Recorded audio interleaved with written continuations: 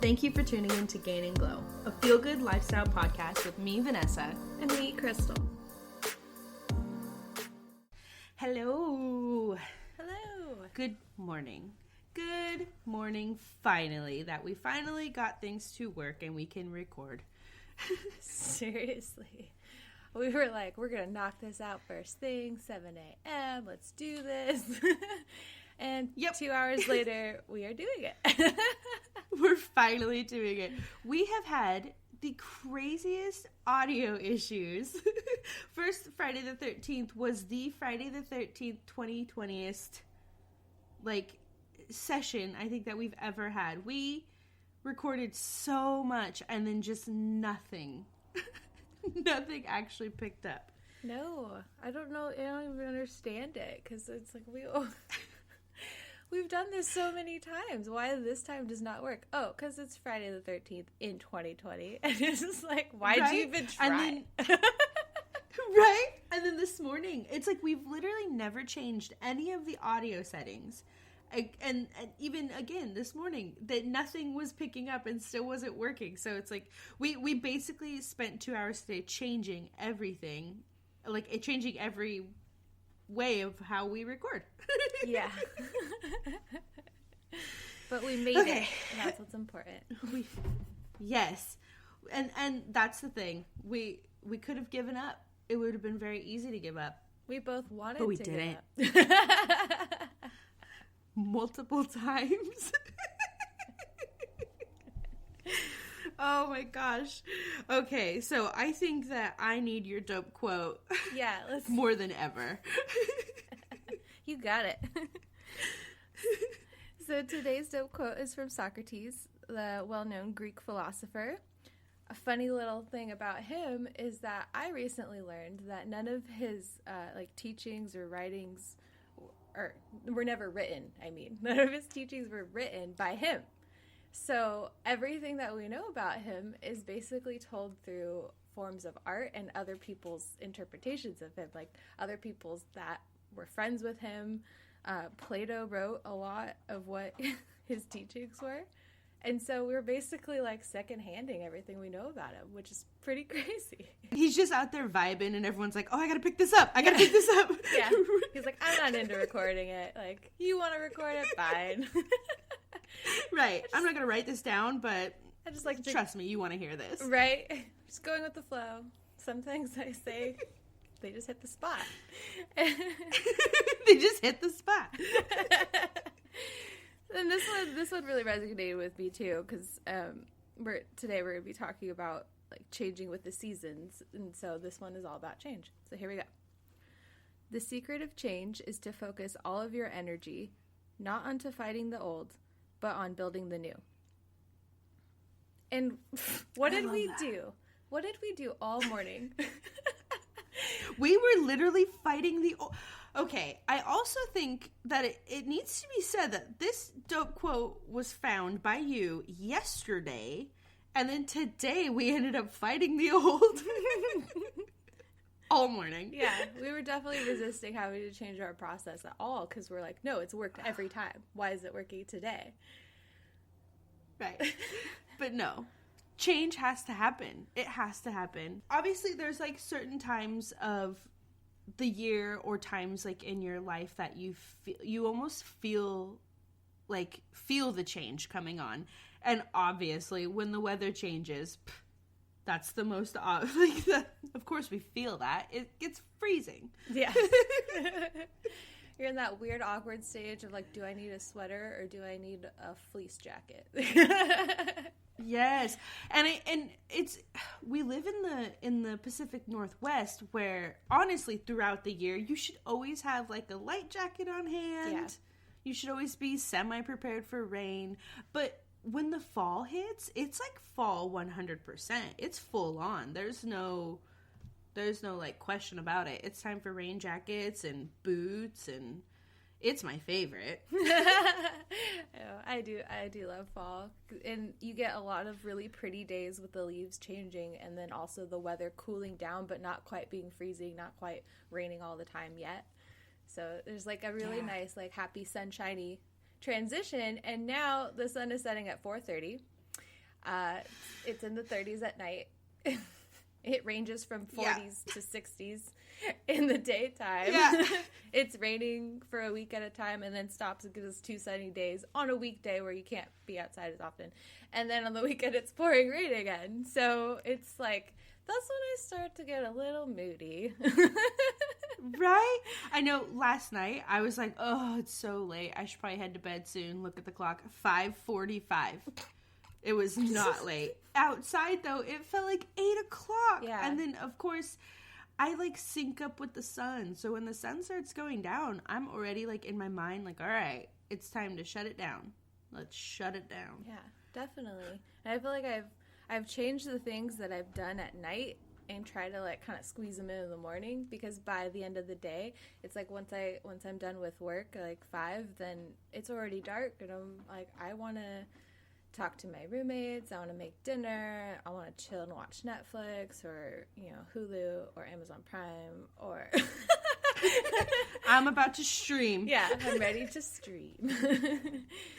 So... And it's something that I never really thought about before, but when the season changes and the time changes and physically the world starts being different, getting darker earlier, there's so much of your personal routine that should also change with that season. Like, I've always heard switching out your clothing, like, you know, swapping your wardrobe, but there's other things that I've realized only now that I think now that I'm basically a grown-up, like a full grown-up, I'm like, oh, you have to change other things like your skincare and, like you were saying, like your routine. Yeah, so, like, my routine, I know we always talk about meditating, working out, but I kind of like to save those for the end of the day, which is kind of silly considering, you know, meditating kind of helps set your mindset, and so you gotta wait till the end of the day, which really helps me calm down and go to bed, but now I don't need any help. I don't need any help with that. So so I've been doing it first thing in the morning, whether I decide to, and then I want to work out afterwards. So even if I don't work out, which it happens, I work out in the room next to the garage, so it's always freezing. So I have to, like, get it heated up before I use it. So it's a good chance to plug the heater in and then heat the room up and then go upstairs for a meditation. And something I really enjoy is you wake up and it's still dark. Like, you've spent so much time in the dark from adjusting from, like, the night before, and it's really frustrating to wake up and it's still dark. You don't even have the sunrise peeking through the window. Like, nothing's encouraging you to get out of bed. So I'll wake up and I'll just press my Headspace app open and just push one. Doesn't matter if it's 10 minutes, 3 minutes, 1 minute. There is one called to wake up where you imagine warm sunshine flowing through your body, and that it works. It works. If you can imagine it, you're like, yes, I'm warm. And if you're still in bed, you're like, yeah, I am warm. This is great. Yeah. But somehow I don't feel that would be conducive to getting me out of bed. It's hit or miss. It's true. It's true. I'm not going to say it works every time. But I imagine you're very chill once you do. Yeah, and you're taking big, deep breaths, which normally when it does help you wind down, but it also helps wake you up. It's kind of waking up your system, like, fresh, cool air. Yes. Okay. So I get up, and it really changes my mood and kind of helps, like, set my mind into, like, if I'm not even happy, I'm at least calm. And then I can go down and do a workout. If I choose not to do a workout, then that's fine. I've already, like, got my day ready. And then, of course, my skincare routine, which I have acne-prone dry skin. I have, like, a mix of dry. My eyelids kind of get oily now because I'm using 2 different kinds of acne medication. I'm using a Differin gel at night and like a clindamycin gel in the morning. So, and then I also have Clearacyl's Rapid Rescue Deep Treatment Salicylic Acid Acne Wash.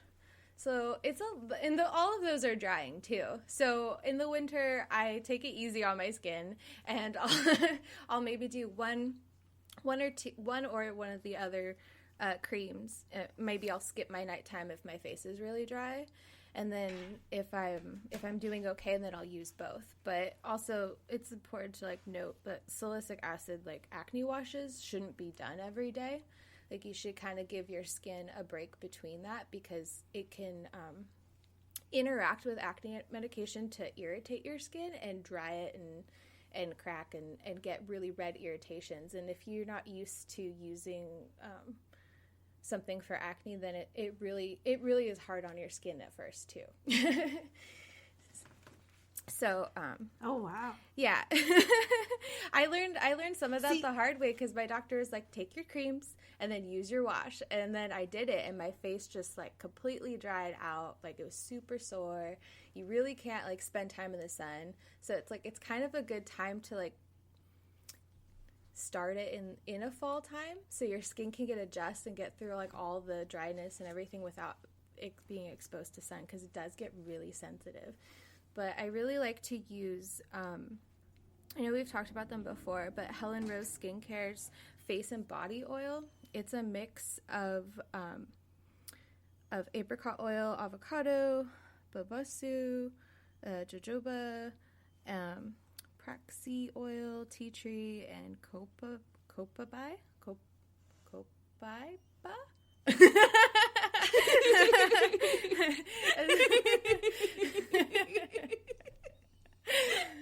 Yeah, it's a mix of a few oils, which is like has been really great. It's funny because it's actually been really great for my skin if I'm not using my acne creams, which I don't want to mix like a tea tree oil with an acne cream, because that also kind of helps with the balance of your skin. I'll use it at night, and then I'll put on my Cetaphil just basic lotion, since it's like that's a skincare cream that has never irritated my skin throughout everything, because once I started using different creams, I had to change everything that touched my face. So I love it because it just keeps the moisture on my skin. It's also really good for like dry spots on your, like I like to use it as like dry spots on your body. Since I have a small bottle, I was like, I want to make it last a little bit. But I also use it on my husband's scalp, which we've been struggling to find an oil that is like light enough but also moisturizing, so that it can kind of compete with like the dry winter and prevent you from getting like a dry scalp. So you use the oil for his scalp? Yeah, so I'll do like, it comes with a little dropper, and so I'll just drop a couple little drops along like a row of like maybe like part down the middle, and then you kind of rub it in a little bit lightly, and then you just flip your hair and you just keep doing that in a few spots, and then it just helps keep your scalp moisturized. You know, that makes sense too, because dry scalp is something that we not only have the changing of the season, we moved as well, like to a totally different city, and the water, I've always had sensitive skin. I have chronic skin issues, but the rest of my little family, they don't typically have a lot, but since we changed houses, which means we changed from like city water to well water, and then also the changing of the season, everyone is having like dry scalp issues.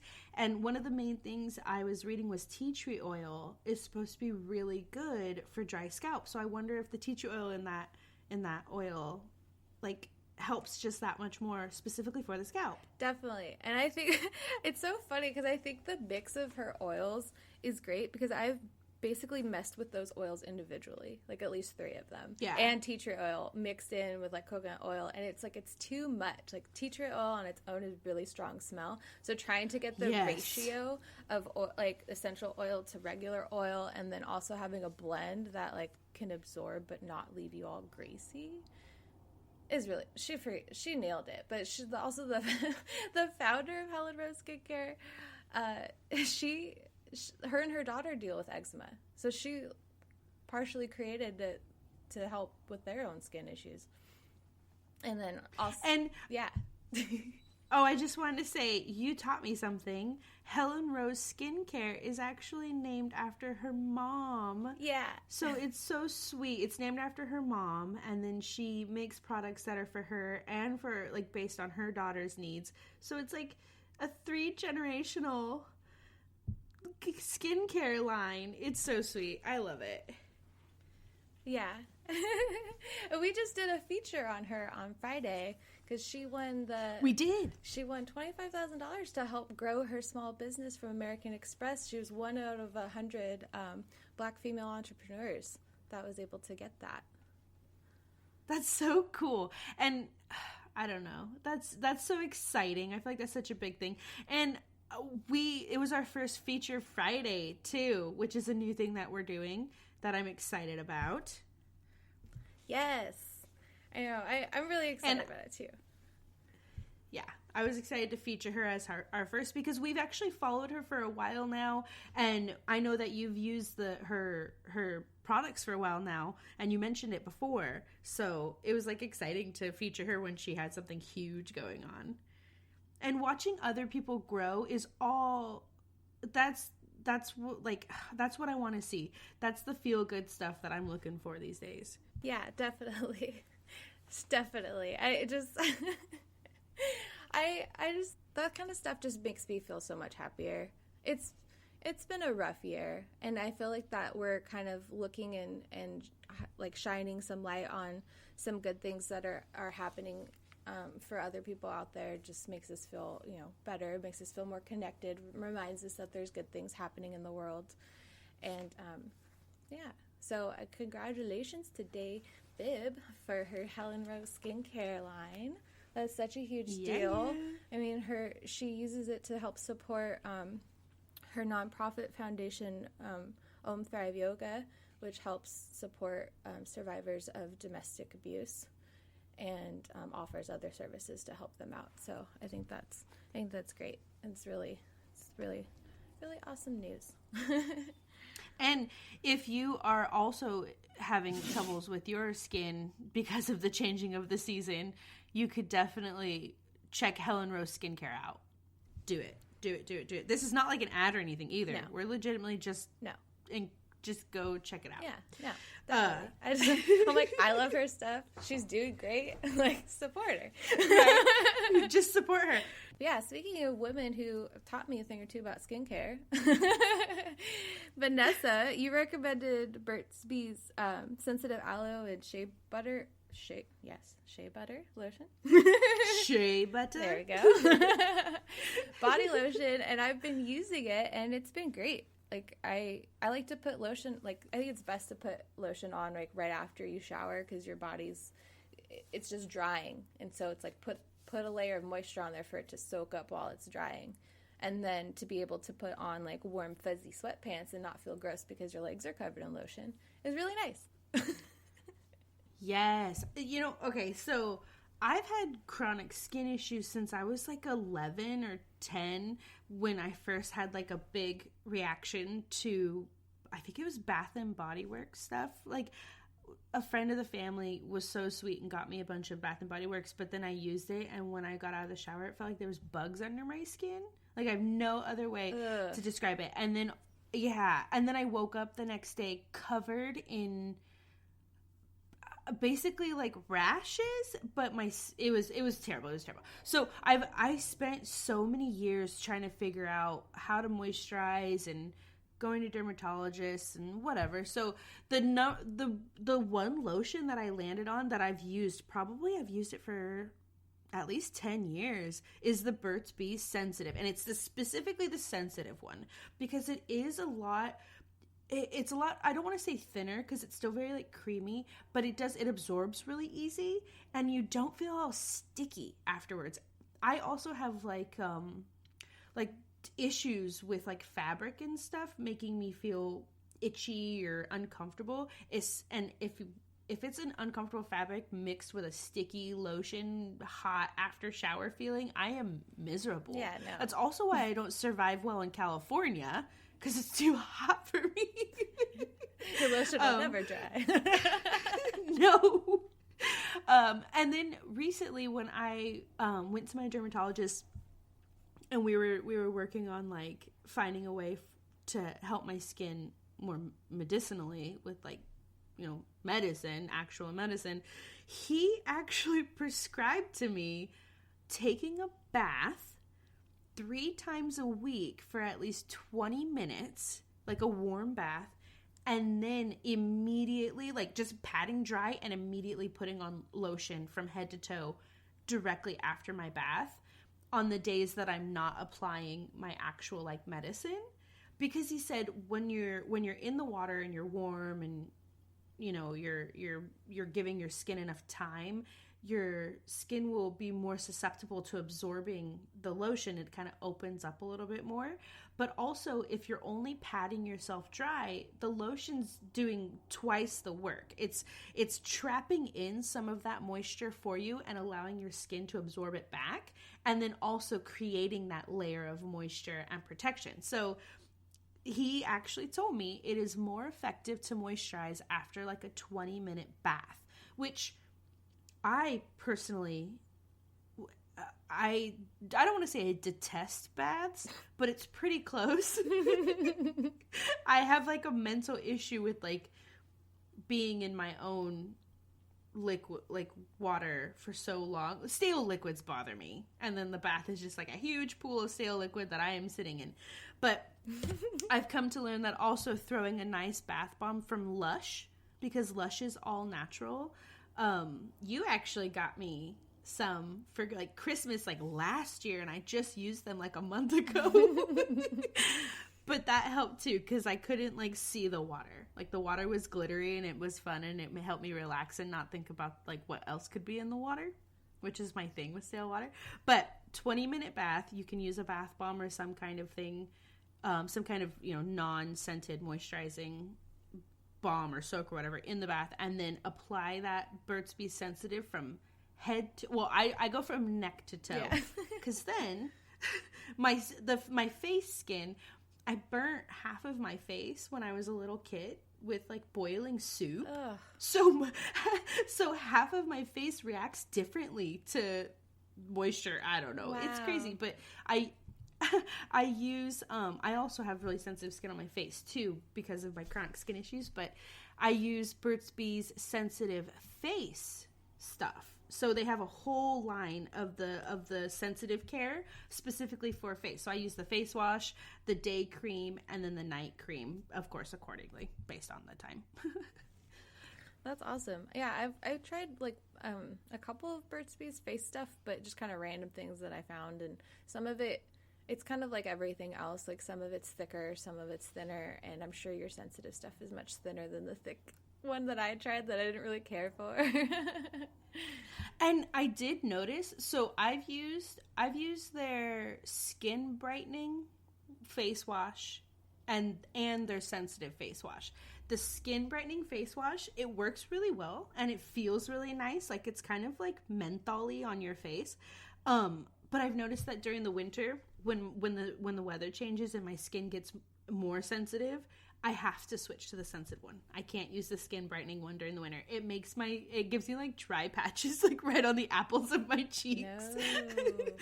Yeah. So it's funny because I never really thought before that I would have to change up my skincare routine because of the weather, because I have to already be so excessive with it. Mm-hmm. But I think it's everyone's skin is going to start to react differently whenever you have a weather change. Warm to cold and then cold back to warm. Yeah, and our bodies like do the same thing. Like we get used to the change of the time of the day. And so like the sun goes down, we start, feeling like we're about to go down. So mm-hmm. But I also learned that like your body's insulin resistance increases. So that can lead to like increased fat production, which is kind of like it's like our natural way of being like squirrels that store nuts for winter. Like we need to get in hibernation mode, and so we're prone to move around less in the fall. So something really cool with the Headspace meditation app that I use is they have a daily wake up feature where they talk about different things from like plants to things that happen in life, and one of their latest wake-ups was talking about how we crave like nature, how we need to interact with nature. And so in the fall that could be a little harder to do. It's like we don't get out as much, there's not as much sun, stuff like that. So even something as small as taking care of your indoor plants, like watering them or dusting their leaves with like a soft cloth, playing with your pet, petting your pet, just spending like 10 minutes in a form of nature, or even watching a nature video for 10 minutes. So all those things you can do without getting outside. Of course, outside, a little bit of fresh air, a little 10-minute walk. It's pretty good too. But there are some days where it's just pouring rain and I'm like, I don't want to feel miserable walking outside. So it's just funny because that's something that I've been leaning towards doing more, is paying attention to my plants, because they don't need as much watering because the sun's not on them. They need to be moved too, like away from the windowsill, so they're not getting really cold and drafty and possibly, affecting them that way. So it's like I have to do a whole plant routine in the fall too. But I thought it was really interesting that they said 10 minutes a day, like, is just enough. You can like boost your mood and make you feel calmer to just have a little bit of nature interaction. And now they have a feature where they paired up with BBC to create little video clips of animals. So there was one called Sleepy Safari, where they basically used like Planet Earth footage or something, where it was just like the lions and their cubs playing with each other, the birds doing their little dance, like wide panel like screen views of just like a whole savanna field and all the animals just being, and all you hear is the animal noises in the wind. Like, you don't hear anything. There's no narration or anything, and it was so calming.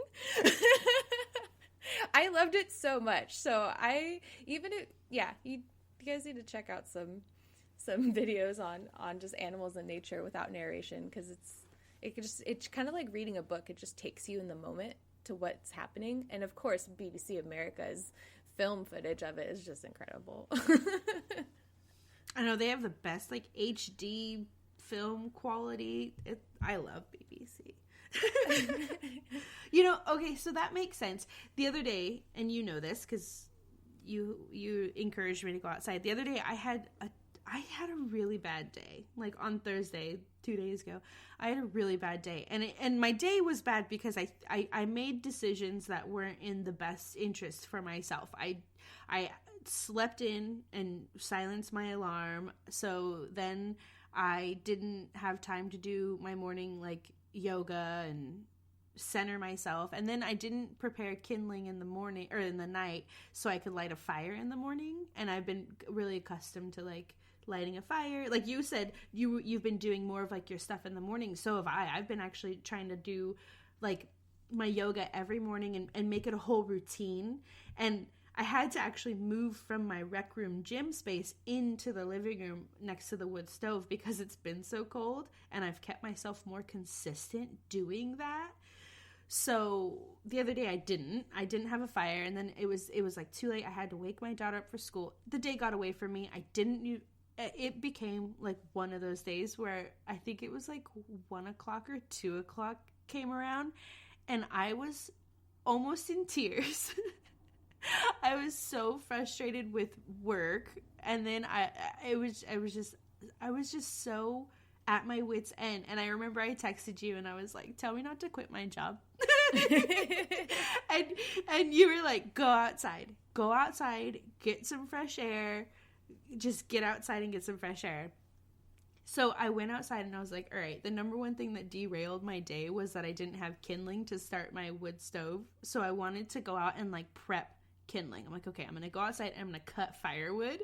And I cut firewood and I like hauled a bunch into my woodshed. I just put my mind to doing something physical and like outside and touching nature. 45 minutes later, I felt so much better. And I always have this like weird angsty little kid in the back of my head when I go into doing like self-care stuff like meditation or yoga or a walk outside. Like this angsty little kid in the back of my head that's like, okay, yeah, that's really gonna work. It reminds me of like when you're angry. When I was angry when I was a kid and people are like, count to 10, and I'm like, dude, no. I'm furious now. I don't even need to count to 10. Yeah. I'm like, that's not gonna work. And so there's always that little piece in my head that's like, okay, I'm gonna do it because, not doing it is deciding to do nothing. So I'm going to do it, but we'll see if it even works. Yeah. And then I always feel better. And it was, yeah. And then, of course, I set myself up because then the next day I started my day off the way I wanted to. I had kindling to start the fire. I was able to get right to doing my yoga practice. And it's funny because, like you said on Headspace, you just choose the random one that it suggests. I do that on YouTube. I only follow one yoga YouTuber, and I always have followed her forever. And it's Yoga with Adriene. I don't know how to pronounce her name, but I think it's Adriene. And it's like just random because I subscribe, it'll pop up, it'll just suggest a video, and it full on suggested a video to help you like overcome a stressful day. So I was like, okay, Friday morning, I was completely set up to have a totally different day. But just getting outside and doing something physical, like in nature with nature, made me feel so, oh my gosh, heaps better. Just heaps better. Yeah, it was great. That's awesome. And it's so funny because I told you to go outside because I remember a week or so ago I was having a really frustrating day and I hadn't taken a break out of the house at all. And I was like, you know what? I'll just go outside. Even if I just walk to the corner and come back, maybe that's all I need. And I stepped outside. It had burst of fresh air and just feel it on my face. And it just totally took my thought away. Like I was like, oh, I'm not in anything right now. I'm not in my stress anymore. And it made such a big difference just to step outside that I was like, oh, Vanessa, get outside. And then when you're talking about chopping wood, I was like, I should have told you, get outside, chop some wood. I was like, if you chopped wood every time you were angry, you'd be so buff. Oh my gosh, I'd have such big muscles. It is so labor intensive. It's funny. I was out there. Well, first I have to. I don't even know if he would even listen to a podcast like this. But my neighbor, my new neighbor, is the nicest guy, and he reminds me so much of my grandpa. I was out there. I only had a hatchet. And I was out there trying to split, like full on split wood. I wasn't just like cutting little bits of kindling. I was like full on trying to split wood with this little hatchet. And he's like, is that all you have? And I'm like, yeah, because I'm a city kid that hasn't been on a ranch in over a decade. And now I'm trying to live in the country again. And he was like, well, here, let me help you out. So he hooked me up with the best wood splitting axe. And so I'm out there splitting wood, feeling super good about myself, but also realizing that I grew up splitting and hauling firewood. My grandparents had a ranch with a wood stove as well, so that was like one of the things I helped my grandpa with all the time was splitting firewood and hauling it. But splitting the wood with him, I remember when I was a kid following him around and him manually doing it. But early on, he came up with this rigged up automatic wood splitter, which took a lot of labor out of the process. So I'm out there splitting it by hand, realizing how privileged I was even on their ranch out in the mountains. And I just thought to myself, I'm like, oh, this is extremely labor intensive. Like, this is a full-on workout in itself. Yeah. But it's fun. I am having so much fun with it, though. And of course, one of my favorite things about the changing of the season is now I get to use my wood stove that I now have, which this is... Yeah, get ready. It's like one of my favorite things. Get ready to see lots of videos of it on Instagram. Yeah, I should probably apologize ahead of time. I'm going to post a lot of photos, a lot of videos. It's just so warm and cozy. It is. You literally have like the cutest little firewood stove in your living room, and it's like, and it's so nice to have like a warm fire. Like that heat kind of radiates versus like waiting for, you know, heat to kind of flow out of a vent, and then it takes such a long time to like warm up your whole house that, I don't know, you can't really compete with fire. Right? And it saves me quite a bit in electricity. Like my electric bill has gone down a ton heating with the wood stove in the day. That's awesome. So yeah, I'm in for that. I am balling on a budget.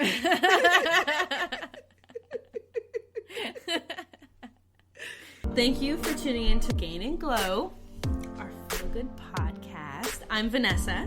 I'm Crystal. Take a deep breath. You got this. Yeah. Until next time, guys. Thanks. Bye.